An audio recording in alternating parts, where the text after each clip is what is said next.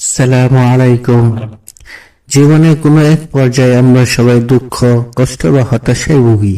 কখনো প্রিয়জনকে হারিয়ে, কখনো ব্যবসায় ক্ষতি বা কখনো একাকিত্ব আমাদের ঘিরে ধরে। তখন মনে হয় এই পৃথিবীতে আমি বুঝি একদম একা। কিন্তু আপনি কি জানেন, আপনার এই কঠিন সময়ে আপনার সৃষ্টিকর্তা মহান আল্লাহ তাআলা আপনাকে কি বলেছেন? পবিত্র কুরআনে আল্লাহ আমাদের জন্য এমন কিছু বার্তা দিয়েছেন যা আমাদের ভেঙে পড়া মনকে নিমিষেই শান্ত করে দিতে পারে। আজকের ভিডিওতে আমরা কুরআনের সেই চমৎকার আয়াতগুলো সম্পর্কে জানব। আল্লাহ তাআলা বলেন, কষ্টের সাথে সুখ আছে।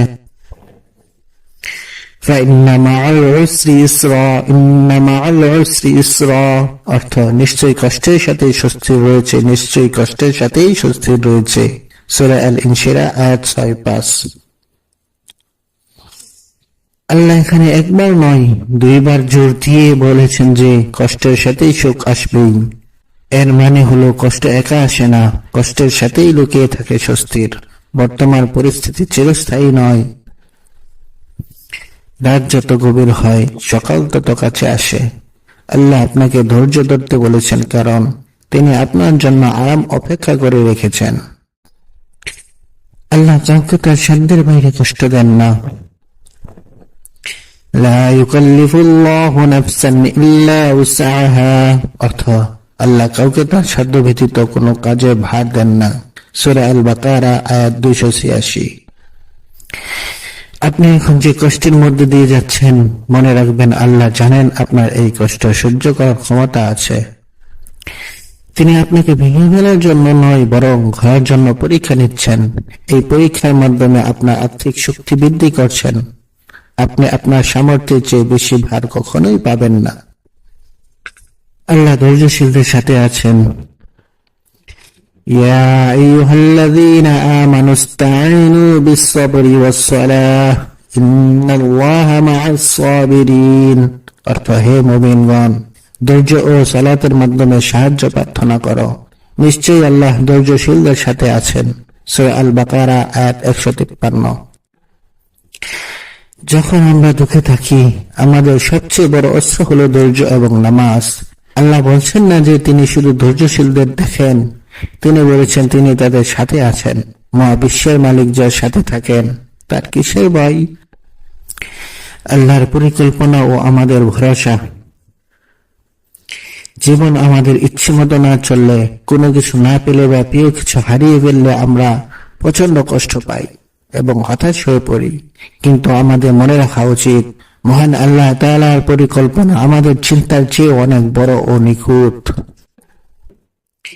তিনি হয়তো যা কেড়ে নিয়েছেন, তার বদলে আমাদের আরো উত্তম ও কল্যাণকর কিছু দেবেন বলেই এমনটা করেছেন। এই বিষয়ে পবিত্র কুরআনে আল্লাহ তাআলা অত্যন্ত সুন্দরভাবে আমাদের সান্ত্বনা দিয়েছেন।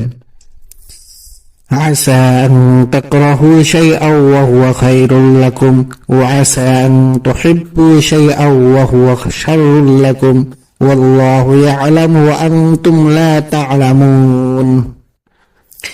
অর্থ, হতে পারে তোমরা কোনো বিষয় অপছন্দ করছো, অথচ তা তোমাদের জন্য কল্যাণকর। আর হতে পারে তোমরা কোনো বিষয় পছন্দ করছো, অথচ তা তোমাদের জন্য অকল্যাণকর। বস্তুত আল্লাহ জানেন, তোমরা জানো না। সূরা আল বাকারা আয়াত 216। আল্লাহ যখন আমাদের থেকে কোনো কিছু নিয়ে নেন, তখন তিনি আমাদের খালি হাত দেখতে চান না, বরং তার চেয়েও উত্তম কিছু দিয়ে তা পূর্ণ করার জন্য আমাদের প্রস্তুত করেন। মানুষ হিসেবে আমরা শুধু বর্তমান সাময়িক ক্ষতিটাই দেখি, কিন্তু আল্লাহ আমাদের অতীত, বর্তমান এবং ভবিষ্যৎ সবকিছু দেখেই আমাদের জন্য সেরা সিদ্ধান্তটি নেন। সাময়িক কষ্ট বা ক্ষতি আসলে ভেঙে না পড়ে আল্লাহর প্রতি পূর্ণ ভরসা, তাওয়াক্কুল রাখা উচিত, কারণ তার প্রতিটি সিদ্ধান্তের পেছনেই কোনো না কোনো কল্যাণ লুকিয়ে থাকে। যা হারিয়ে গেছে তা নিয়ে আফসোস না করে আল্লাহর উপর ভরসা রাখুন। নিশ্চয়ই কষ্টের পরেই স্বস্তির আছে এবং আল্লাহর পরিকল্পনা কখনোই ভুল হয় না। তাই প্রিয় ভাই ও বোনেরা, আপনি যদি আজ কোনো কারণে দুঃখী হয়ে থাকেন, তবে সিজদায় গিয়ে আল্লাহর কাছে মন খুলে কাঁদুন। তিনি আপনার মনের গোপন হাহাকারও শুনতে পান। কোরআনের এই আয়াতগুলোকে আপনার জীবনের পথেও করুন। মনে রাখবেন, আল্লাহ আপনাকে ভালোবাসেন এবং তিনি আপনাকে একা ছেড়ে দেবেন না। ভিডিওটি ভালো লাগলে শেয়ার করুন, যাতে আপনার মাধ্যমে অন্য কোনো দুঃখী মানুষ সান্ত্বনা পায়। আমাদের চ্যানেলটি সাবস্ক্রাইব করে পাশেই থাকুন। আল্লাহ আমাদের সবাই সহায় হন। আমিন।